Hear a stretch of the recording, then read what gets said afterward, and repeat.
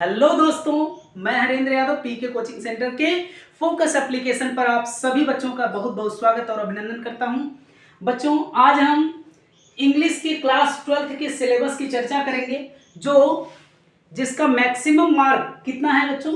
यहाँ पे 100 नंबर दिखाया गया है, तो टोटल मार्क्स हैं 100 नंबर। और इसमें किस प्रकार के प्रश्न आते हैं, इसकी हम चर्चा इस पूरे वीडियो में हम करने वाले हैं। तो सभी लोग बिल्कुल इत्मीनान से, धैर्य से अपनी अपनी कलम कॉपी जो भी है उठा लीजिए, ताकि किसी भी प्रकार की आगे आने वाले जितने भी लेक्चर्स होंगे उन सभी लेक्चर्स को पढ़ने में आप लोगों को किसी भी प्रकार की कोई दिक्कत ना आए। तो चलिए शुरू करते हैं। सेक्शन ए, जिसमें रीडिंग बेस पर क्वेश्चन आते हैं। सेक्शन ए में किस बेस पर क्वेश्चन आते हैं बच्चों? रीडिंग बेस पर। तो रीडिंग बेस पर सेक्शन ए में क्वेश्चन आते हैं, और उसके बाद सेक्शन बी की बात करेंगे हम, तो किस प्रकार के प्रश्न आते हैं? राइटिंग बेस पर। किस पर? राइटिंग बेस पर। और सेक्शन सी में ग्रामर आता है, और उसके बाद सेक्शन डी में लिटरेचर आता है। तो इसके ये तो टॉपिक्स हो गई, किस बेस पर क्वेश्चन आते हैं, किससे रिलेटेड क्वेश्चंस आते हैं, ये तो टॉपिक्स हो गई। लेकिन इनके कितने कितने मार्क्स आते हैं, कितने कितनी कैटेगरीज में बटे हुए मार्क्स हैं, इसकी चर्चा हम इधर देख लेंगे हम। तो रीडिंग बेस पर जितने भी क्वेश्चन आते हैं, टोटल उनके मार्क्स होते हैं 15। कितने होते हैं बच्चों? 15 होते हैं, यानी 15 होते हैं। और उसके बाद सेक्शन डी में जो राइटिंग बेस पर क्वेश्चन आते हैं, उसमें कितने मार्क्स होते हैं? 20 मतलब 20 नंबर के ये आपके राइटिंग बेस पर क्वेश्चन आएंगे। और सारे मैं अभी सिलेबस देने वाला हूं, आप सभी लोग वीडियो में बने रहे। और उसके बाद सेक्शन सी में हम ग्रामर देखते हैं, जो मोस्ट इंपॉर्टेंट टॉपिक होती है। तो ग्रामर पोर्शन आप लोग जानते हैं कितना वैल्यूएबल होता है। तो ग्रामर में कितने टोटल मार्क्स होते हैं? 25 मार्क्स होते हैं, यानी कि 25 नंबर की ये ग्रामर पोर्शन आता है। उसके बाद हम बात करेंगे किसकी? सेक्शन डी की। किसकी? सेक्शन डी की बात करेंगे। तो सेक्शन डी में लिटरेचर होता है, और लिटरेचर टोटल इसके मार्क्स कितने होते हैं? 40 मार्क्स होते हैं। यानी कि रीडिंग, राइटिंग, ग्रामर और लिटरेचर, ये इस प्रकार के सभी सेक्शंस में बटे हुए टॉपिक्स हैं, जिनके टोटल मार्क्स दिए गए हैं। और ये टोटल मार्क्स मिला दें तो टोटल मार्क्स कितने होंगे बच्चों? 100 मार्क्स होंगे। यानी कि 100 नंबर के पूरे टोटल आपका इंग्लिश क्वेश्चन पेपर आप लोगों को देखने को मिलेगा। तो चलिए, सेक्शन ए में हम बात करेंगे किसकी? सेक्शन ए जो रीडिंग बेस पर क्वेश्चन आता है, वो टोटल कितना इसके मार्क्स हैं? 15 मार्क्स हैं। कितने हैं? 15 हैं। तो 15 में ध्यान से देखना बच्चों, वन लॉन्ग अनसीन पैसेज आएगा। One long unseen passage, one long unseen passage, यानी एक क्या होगा? अनसीन पैसेज, जिसको आप कभी पढ़े नहीं होते हैं, लेकिन वो क्या होता है, एग्जाम में सबसे पहले में देखने को मिलेगा। सबसे पहले में देखने को मिलेगा क्या? One long unseen passage. तो सबसे बड़ी समस्या यही शुरू हो जाती है। तो बिल्कुल समस्या नहीं है, एकदम बिल्कुल इजी तरीके से हम आप लोगों को पढ़ाने वाले हैं। तो वीडियो में बने रहिए, आगे देखते हैं सिलेबस में हम। तो वन लॉन्ग अनसीन पैसेज में किस टाइप के क्वेश्चंस आते हैं? इसके आगे क्या है? ये 4 शॉर्ट आंसर टाइप क्वेश्चन। कितने नंबर? कितने? 4 शॉर्ट आंसर टाइप क्वेश्चन, यानी 4 प्रश्न क्या होंगे? शॉर्ट आंसर टाइप के होंगे। और जो चारों प्रश्न कितने कितने मार्क्स होंगे? उसके 3-3 मार्क्स होंगे। टोटल मिलाकर के आपको कितना होगा? ये 12 हो जाएगा। कितना हो जाएगा? 12 नंबर के हो जाएंगे। उसके बाद 3 वोकैबुलरी क्वेश्चंस रहेंगे। 3 वोकैबुलरी क्वेश्चंस जो रहेंगे, कितने उसके मार्क्स रहेंगे? 1-1 मार्क्स रहेंगे। टोटल मिलाकर के कितने हो जाएंगे? 3 नंबर हो जाएंगे। और ये दोनों को मिला देंगे तो कितना हो जाएगा? 15 मार्क्स का हो जाएगा। तो सेक्शन ए कंप्लीट हो जाएगा ये। और सेक्शन बी की बात करेंगे हम बच्चों, तो क्या है यहाँ पे? क्या है? राइटिंग बेस पर क्वेश्चन है। तो राइटिंग बेस पर किस प्रकार के प्रश्न आते हैं? एकदम सेम देख लीजिए। दूसरा प्रश्न आता है आर्टिकल या एसे। आर्टिकल और एसे का नाम तो सुना होगा आप लोगों ने। आर्टिकल या एसे, जो कितने शब्दों में इसके सीमित दायरा होता है। तो इसका लिमिट होती है 100 to 150 वर्ड्स, यानी कि 100 से लेकर के 150 शब्दों में आपको कंप्लीट करना होता है क्या? आर्टिकल या एसे। उसके बाद ये टोटल इसके मार्क्स कितने हैं? 10 नंबर के हैं। तो उसके बाद आता है क्या? लेटर टू द एडिटर और कंप्लेंट लेटर्स, या फिर यानी कि लेटर एडिटर पर लेटर आएगा या फिर कंप्लेंट लेटर आएगा, हो सकता है बिजनेस लेटर भी आ जाए, तो कोई दिक्कत नहीं है। और उसके बाद हम ये टोटल कितने का हो जाएगा? 10 मार्क्स इसके भी होते हैं। तो इसके आगे सेक्शन सी की बात करेंगे हम।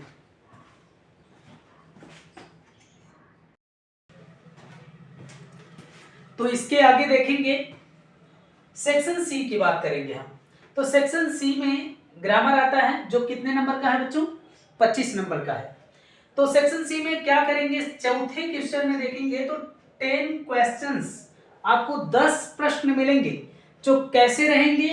एमसीक्यू आधार पे रहेंगे, यानी मल्टीपल चॉइस क्वेश्चन के आधार पे रहेंगे, और very short answer type questions रहेंगे।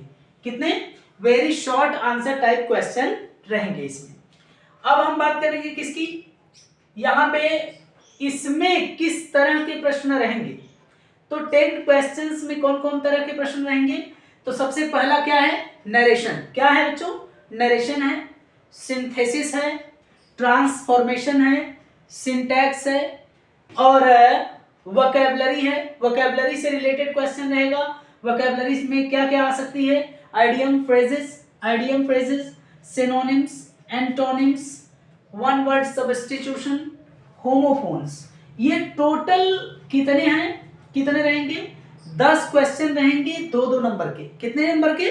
2-2 नंबर के 10 क्वेश्चंस रहेंगे, जो टोटल मिलाकर के कुल कितने होंगे? 20 नंबर के होंगे। उसके बाद हम बात करेंगे किसके बच्चों?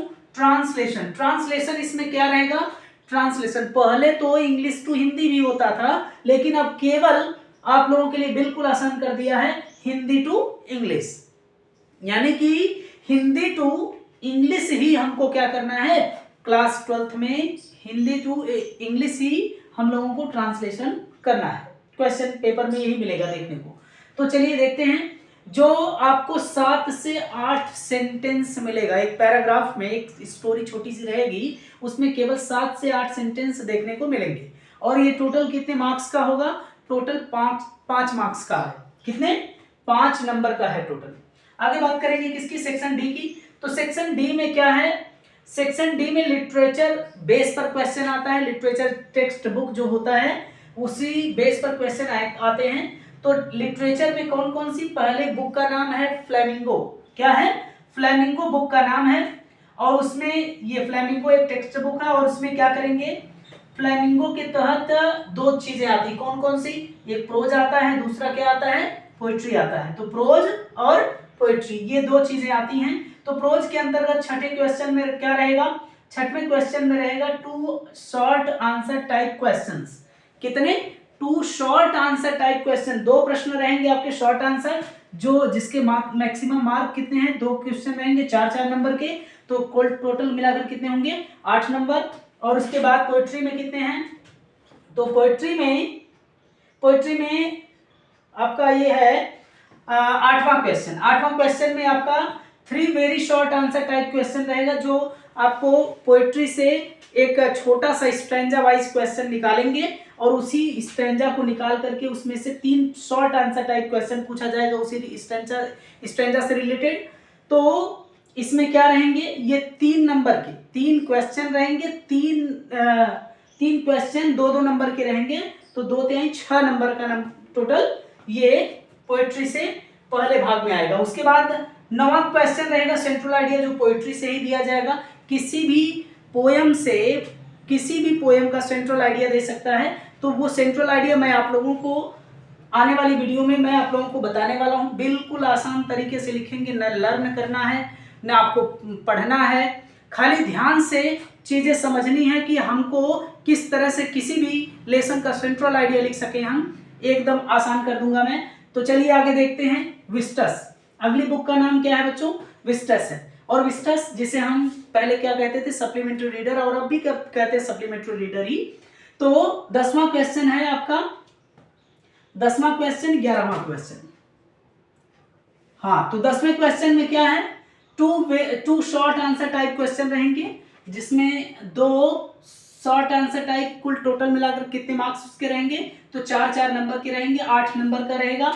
और ये 1 लॉन्ग आंसर टाइप क्वेश्चन रहेगा जो एक क्वेश्चन 7 नंबर का रहेगा। तो टोटल मिलाकर के इसके कितने मार्क्स हो गए बच्चों, 15। कितने हो गए, ये 15 हो गया। और ये कितने का हो गया, ये हो गया आपका पोएट्री वाला सेक्शन 6 4 10 नंबर का। टोटल कितना हो जाएगा, ये 6 4 10 नंबर का। और ये 8 7 ये भी 15 नंबर का हो जाएगा। तो ये रहा आप लोगों का यूपी बोर्ड क्लास 12 के इंग्लिश का सिलेबस। तो इस सिलेबस में इस वीडियो को देखने के लिए सभी बच्चों का तहे दिल से शुक्रिया। Thank you.